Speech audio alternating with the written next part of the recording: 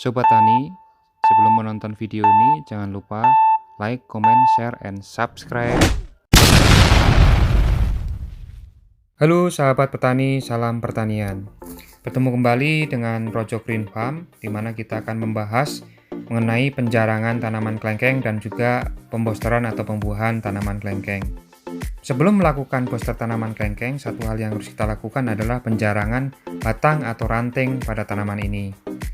Penjarangan kita lakukan pada tunas air, karena tunas air ini sangat menghambat distribusi nutrisi ke seluruh bagian tanaman, dan juga pada ranting-ranting yang mengarah ke bagian dalam batang utama dan terlalu rapat sehingga menutupi batang utama. Penjarangan ini dilakukan agar sinar matahari bisa masuk dan menyinari batang utama. Selain itu juga agar nutrisi bisa terbagi ke seluruh batang dan ranting-ranting yang sehat, sehingga pertumbuhan tanaman ini lebih baik. Kali ini saya akan melakukan penjarangan pada 10 batang tanaman kelengkeng saya, dari total semuanya 70 batang, dan sekaligus nanti kita akan lanjutkan dengan pembosteran atau pembuahan pada tanaman kelengkeng ini. Setelah selesai melakukan penjarangan, selanjutnya kita akan mempersiapkan untuk pembosteran atau pembuahan, di mana kita harus mempersiapkan dulu alat-alat serta bahan-bahannya, kemudian media mana yang harus kita persiapkan, yaitu di sekitar piringan pada batang tanaman kelengkeng ini. Kita buat seperti cekungan, kita gali kurang lebih sekitar 3-5 cm, hanya cukup untuk menampung air ataupun larutan booster tanaman kelengkeng ini.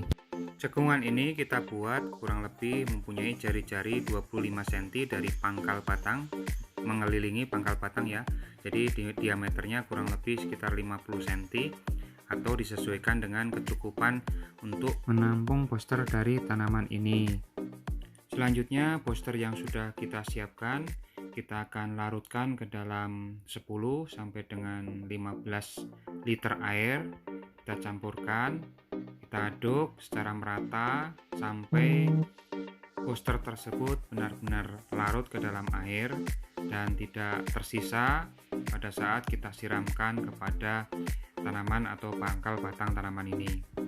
Sobat Tani, dalam melakukan pengadukan larutan ini, kami sarankan menggunakan kayu atau bambu yang sudah dipersiapkan sehingga keamanan terjaga, tidak membuat iritasi pada kulit atau tidak menimbulkan gatal-gatal pada kulit yang sensitif terhadap bahan ini. Setelah larutan booster yang tadinya dari gayung kita campurkan semuanya ke dalam ember, maka perlu dipastikan kembali bahwa booster tadi tidak ada yang tersisa, baik itu di dalam gayung maupun di dalam ember, sehingga konsentrasinya masih tetap terjaga.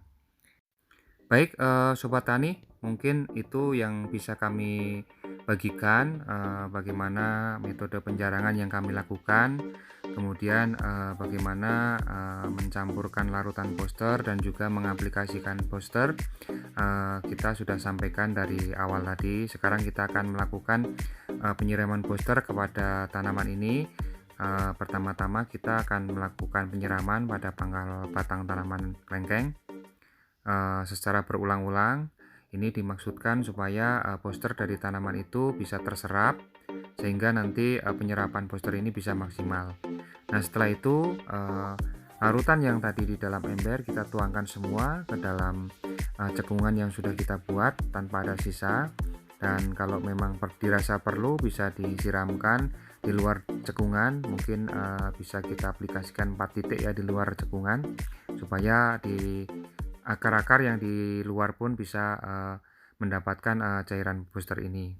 Baik Sobat Tani, mungkin itu pengalaman-pengalaman yang kami bagikan ataupun pembelajaran kita akan sama-sama tunggu untuk hasil daripada pembosteran ini kurang lebih 30-40 hari ke depan. Mungkin dalam video ini nanti baru sampai ini saja, tetapi kami akan update sampai nanti ini berhasil atau tidaknya di dalam video kami selanjutnya. Sampai jumpa.